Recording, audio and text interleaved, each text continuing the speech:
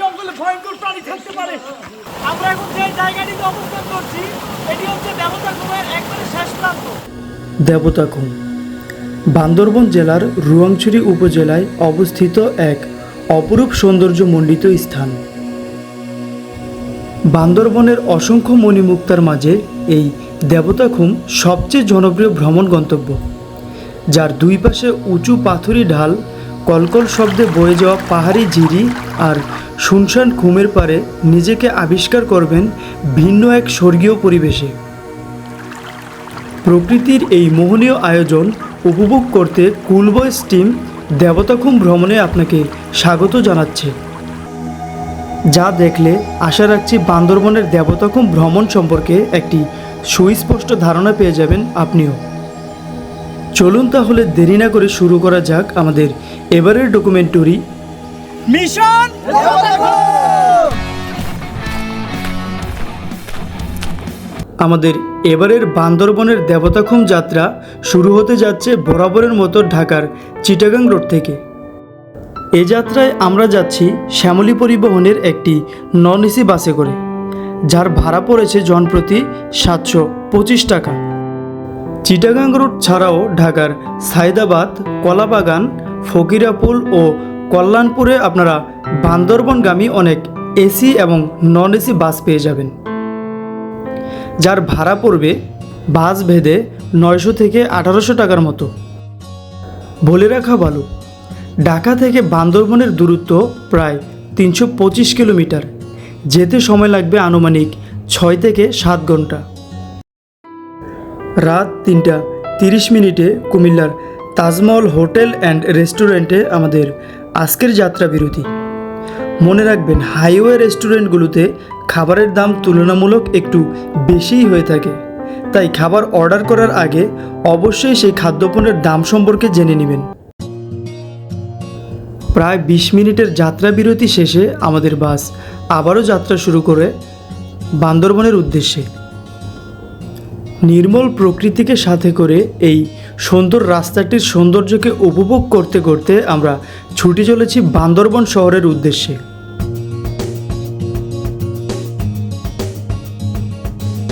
আসসালামু আলাইকুম। বান্দরবন শহর থেকে আপনাদের সকলকে জানাচ্ছি শুভ সকাল। আপনারা জানেন, গতকাল রাত 1টা নাগাদ ঢাকার চিটাগাং রোড থেকে শ্যামলী পরিবহনের এই গাড়িটিতে করে আমরা বান্দরবনের উদ্দেশ্যে রওনা দিই এবং মাত্র এসে পৌঁছালাম। তো এখানে পৌঁছানোর পর আমাদের কাজ হচ্ছে আমরা ফ্রেশ হয়ে প্রথমে ব্রেকফাস্ট সেরে নিই, আর ব্রেকফাস্ট সেরে নেওয়ার পর আমরা ধনেশ চত্বর চলে যাব। ওই জায়গা থেকে মূলত আমরা দেবতাখুম যাওয়ার জন্য একটি চাঁদের গাড়ি রিজার্ভ করব। তো আমাদের সৌভাগ্য হচ্ছে কি, আমরা এখানে নামার পর 3 জনের একটা গ্রুপ পেয়েছি। আমরা হচ্ছে 4 জন, তারা হচ্ছে 3 জন। তো আপনারা যদি সংখ্যায় কম হন এখানে এসে গ্রুপ পাবেন, প্রবলেম নাই, দেখা যাক। তো আমরা গাড়ি রিজার্ভ করি, আপনারা আমাদের সাথে থাকুন। বান্দরবন শহর থেকে 2 মিনিট হাঁটার পরে আপনারা দেখতে পাবেন ধনেশ চত্বর।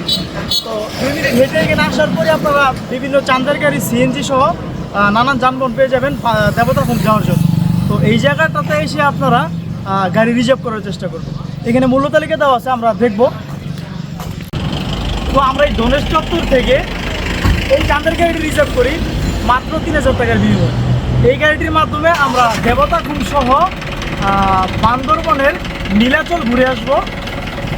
এই টোটাল প্যাকেজে আমরা তাকে 3000 টাকা কন্ট্যাক্ট করেছি। তো আপনারা এখানে যখন আসবেন, মালিক সমিতির চার্টও দেওয়া আছে, বাট আপনারা যদি একটু মূলামূলি করে নেন তাহলে একটু কমের ভিতরে পাওয়া সম্ভব। তবে পর্যটকের সংখ্যা স্বাভাবিক বা বেশি হলে মালিক সমিতির পক্ষ থেকে নির্ধারিত করা রেটেই আপনাকে জিপ বা চাঁদের গাড়ি রিজার্ভ করতে হবে। এক্ষেত্রে ভাড়া পড়বে 4500 টাকা থেকে 5000 টাকার মতো। তবে পর্যটকের সংখ্যা যদি তুলনামূলক অনেক কম থাকে তাহলে গাড়ির ড্রাইভারের সাথে দর কষাকষি করে আমাদের মতো কম রেটে আপনারা জিপ রিজার্ভ করে নিতে পারবেন। জনপ্রতি 65 টাকায় আমরা সকালের নাস্তা সেরে নিই। মেনুতে ছিল ডিম, পরোটা এবং সবজি। এখন আমাদের গন্তব্য কচ্ছপতলী বাজার। কচ্ছপতলী যাওয়ার সময় রাস্তার দুই পাশের নয়নাভিরাম দৃশ্য যে কাউকেই মুগ্ধ করবে। আমাকে ধরো আমাকে ছাড়ো আগুন জ্বালিয়ে দাও আগুন জ্বালালে উড়ে যাবে পাখি মন আগুন জ্বালালে উড়ে যাবে পাখি নেশা কেটে গেলে তুমি কেটে যাবে এই রাস্তাটি ধরে আপনি যখন ছুটে যাবেন আপনার মনকে উদ্ভাসিত করবে দিগন্ত জোড়া সবুজ পাহাড় আর মেঘের লুকোচুরি খেলা। এছাড়াও কপাল ভালো থাকলে এখানে সময়ে সময়ে হাত বাড়িয়ে মেঘ ছোঁয়ার সৌভাগ্যটাও হয়ে যেতে পারে। এই উঁচু নিচু পাহাড়ি পথ ধরে চলার সময় আপনার চোখে পড়বে অনেক উপজাতি বা আদিবাসীদের ঘরবাড়ি ও তাদের জীবনযাত্রা। প্রকৃতির এমন মোহনীয় রূপ দেখতে দেখতে আমরা পৌঁছে গেলাম কচ্ছপতলী বাজারে। বর্তমানে আমরা অবস্থান করছি কচ্ছপতলী বাজারে, আর এই বাজারটা থেকে আমরা দেবতাখুম যাওয়ার জন্য অনুমতি নিব। আর অনুমতি নেওয়ার জন্য আমাদের একটা 50 টাকা দিয়ে প্রথমে ফর্ম কিনতে হয়েছে, আর আইডি কার্ডের ফটোকপি প্রত্যেকজনের 2টা করে লাগবে। আপনারা এখন যাকে দেখতে পাচ্ছেন ইনি হচ্ছে আমাদের সেই সুপরিচিত উজ্জ্বল ভাই। আমরা তাকেই মূলত নিয়েছি। আর এখানে আসতে কি কি কাগজপত্র লাগবে, গাইড ফি কত, এই বিষয়ে আপনাদেরকে তথ্য দিবে আমাদের উজ্জ্বল ভাই। এটা হচ্ছে কচ্ছপতলী বাজার। এখানে আমরা হচ্ছে গাইড, কার্ডদারি গাইড। আমরা অনুমতি আছে, একটা গাইড 10 জন পর্যন্ত নিয়ে যেতে পারবে। আর হচ্ছে ট্যুরিস্টদের সাথে এনআইডি কার্ড নিয়ে আসতে হবে। এনআইডি কার্ড না থাকলে জন্ম নিবন্ধন নিয়ে আসতে হবে। আর 2 কপি করে লাগবে সবার ফটোকপি। আর হচ্ছে আমার ফি 1000 টাকা। আমি 1 থেকে 10 জন পর্যন্ত নিয়ে যেতে পারবো। 1000 টাকা হচ্ছে গাইডের ফি। আচ্ছা ধরেন দেখা গেল যে আমরা 11 জন হলাম বা 12 জন হলাম, সেই ক্ষেত্রে করে নিও 2টা গাইড নিতে হবে। একজন বা দুইজন আগে হয়তো নিয়ে যেতে হবে। না 11 জন হলে সেক্ষেত্রে স্যাক্রিফাইস করা হবে। 13 জন 12 জন হলে হবে 12 জন হলে 2টা গাইড নিতে হবে। না ওইটা 150 টাকা দিবেন একজনের জন্য স্যাক্রিফাইস করা। আপনারা ট্রেকিংয়ে যাওয়ার আগে অবশ্যই হোটেলে খাবার অর্ডার করে যাবেন, কারণ আপনারা খাবার যখন অর্ডার করে যাবেন আপনাদের অর্ডার অনুযায়ী ওনারা খাবার তৈরি করবে। আপনারা ট্রেকিংয়ে যাওয়ার আগে অবশ্যই খাবারটা অর্ডার করে যাবেন। দেবতাখুম ট্রেকিং করার জন্য এই জুতা আপনাকে অনেকটাই সাপোর্ট দেবে। দেবতাখুম যখন যাবেন আপনার পায়ের সেফটির জন্য হলেও একজোড়া জুতা নিয়ে যাবেন এখান থেকে, অথবা আপনারা ঢাকা থেকে নিয়ে আসলেও পারেন, প্রবলেম। এই জায়গা থেকে মূলত আমাদের ট্রেকিংটা শুরু হচ্ছে। মিশন দেবতাখুম।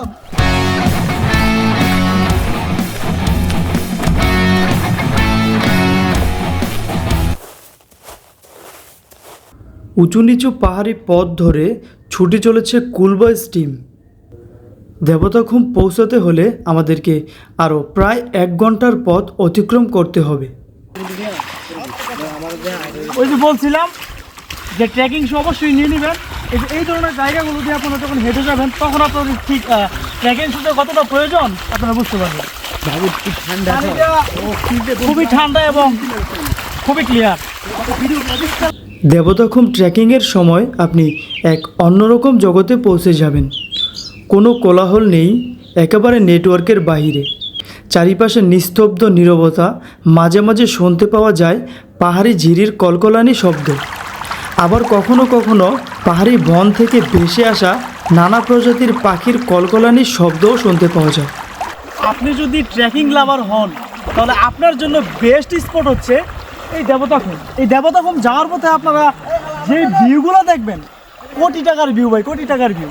প্রকৃতির এমন মায়াবী রূপে আপনি হারিয়ে যাবেন ভিন্ন এক জগতে। পাহাড়ের ট্রেকিং বরাবরের মতোই রোমাঞ্চকর। সুপ্রিয় দর্শক, আমরা এখন যে পাড়াটি দিয়ে যাচ্ছি এটা হচ্ছে শিলবান্ধা পাড়া। এই শিলবান্ধা পাড়াতে অনেক মারমাদের বসবাস।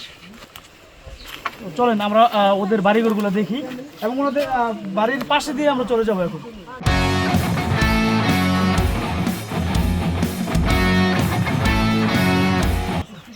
তো এটি হচ্ছে শিলবান্ধা পাড়া, আর এই পাড়ার মাঝখান দিয়ে আপনারা যাবেন। তবে একটা জিনিস খেয়াল রাখবেন, তারা হচ্ছে শান্তির প্রিয় একটি জাতি, তাই তাদেরকে কখনো উত্ত্যক্ত করার চেষ্টা করবেন না। আপনারা এই দিক দিয়ে যখন যাবেন এরকমের কিছু দোকান দেখতে পাবেন, আপনারা চাইলে হালকা কিছু এখান থেকে কিনে খেতেও পারেন। তবে একটু তুলনামূলক দাম বেশি, যেহেতু পাহাড়ে ওনারা ক্যারি করে এখানে নিয়ে আসে, তো সেই ক্ষেত্রে দাম একটু বেশি হবে, এটাই স্বাভাবিক। প্রকৃতিপ্রেমী ট্রাভেলার, আপনারা যখন শিলবান্ধা পাড়াটা অতিক্রম করে সামনের দিকে এগিয়ে আসবেন, আপনারা এই মূল স্পটটি পাবেন। আর এই জায়গাতে আপনারা পার হেড 200 টাকা করে জমা দিয়ে লাইফ জ্যাকেট প্লাস বাঁশের বেলা বা নৌকা নিতে পারবেন। আই লাভ তুমি না থাকলে কি হয়েছে, দেবতা খুন তো আছে।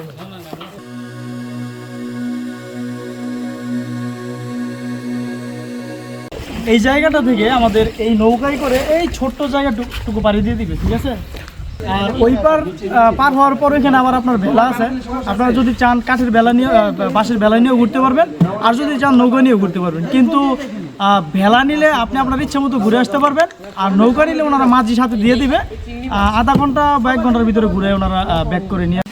এই নৌকাতে ওঠার পর তারা বিশেষ সতর্কতা দেয় যেন কেউ নাড়াচাড়া না করে, কারণ নাড়াচাড়া করলে নৌকাটা ডুবে যাওয়ার সম্ভাবনা খুব বেশি থাকে।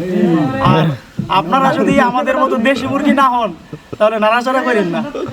বেলার তলাই দেখাতাম নৌকাতে।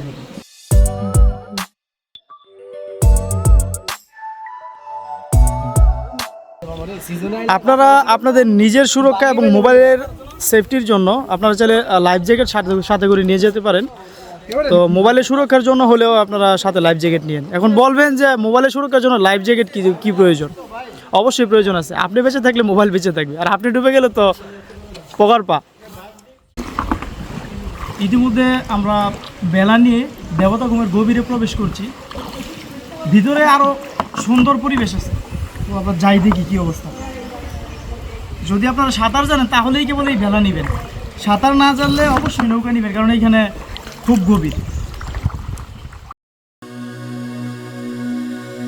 দুই পাশে পাহাড়ি উঁচু ঢাল, কলকল শব্দে বয়ে যাওয়া পাহাড়ি ঝিরি আর শুনশান খুমের পারে নিজেকে আবিষ্কার করবেন ভিন্ন এক স্বর্গীয় পরিবেশে, যে পরিবেশে নিজেকে বিলীন করে দিতে ইচ্ছে করে প্রকৃতির মাঝে।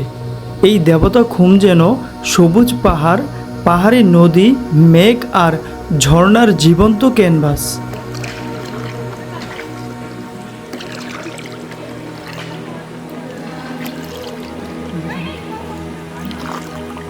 আল্লাহ তাআলার অপরূপ সৃষ্টি যে কত সুন্দর, আপনারা এই দেবতা খুমে আসলে তা উপলব্ধি করতে পারবেন।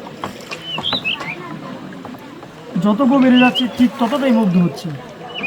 গভীরে আমরা যে আরেকটা জিনিস লক্ষণীয়, এটা হচ্ছে এখানে যারা স্থানীয় বাসিন্দা আছে এটাকে তারা দেবতা পাথর বলে থাকে। এখানে তারা বিভিন্ন পূজা টুজা করে থাকে। আপনারা এখানে আসলে এই জায়গাটাতে যাওয়া সম্পূর্ণ নিষেধ, পর্যটন এখানে নামাতে নিষেধাজ্ঞা আরোপ করা হয়েছে।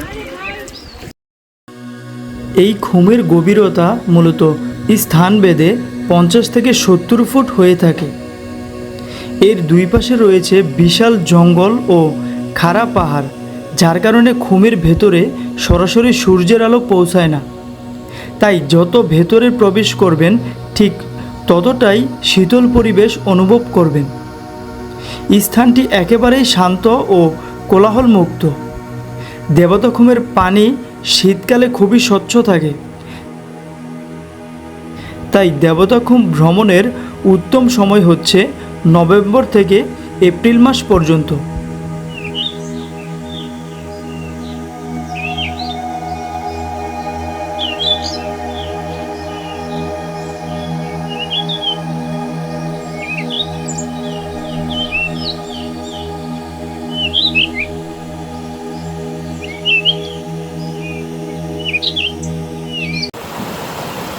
আমরা এখন যে জায়গাটিতে অবস্থান করছি এটি হচ্ছে দেবতা খুমের একবারে শেষ প্রান্ত। এরপর থেকে আপনারা ওইদিকে যেতে পারবেন, ওইদিকে হচ্ছে বিপজ্জনক এরিয়া। তাই আপনারা চেষ্টা করবেন এই জায়গা থেকে আসার পর আপনারা আবার দেখতে পাবেন। দেবতা খুমের মোহনীয় রূপ উপভোগ করার পর আমরা ফিরে আসি কচ্ছপতলী বাজারে। এখানে আমরা দুপুরের খাওয়া দাওয়া পর্ব শেষ করে রওনা হব নীলাচলের উদ্দেশ্যে। আমরা জনপ্রতি 190 টাকায় দুপুরের খাওয়া দাওয়া পর্ব শেষ করে নিই। মেনুতে ছিল মুরগির মাংস, সবজি, ভাত, ডাল আনলিমিটেড। এখন কুলবয়েস টিমের নেক্সট ডেস্টিনেশন হচ্ছে নীলাচল। পাহাড়ি পথ অতিক্রম করে আমরা যখন পরন্ত বিকেলে নীলাচলে গিয়ে পৌঁছাই, তার মায়াবী রূপে হারিয়ে যাই এক অন্যরকম জগতে।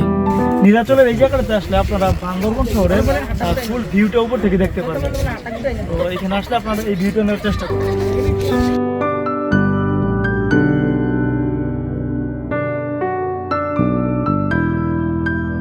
দেবতাখুম ট্রেকিং শেষে আপনারা যখন নীলাচলের এই জায়গাটাতে আসবেন, আপনার সারাদিনের ক্লান্তি আপনি নিমিশেই ভুলে যাবেন।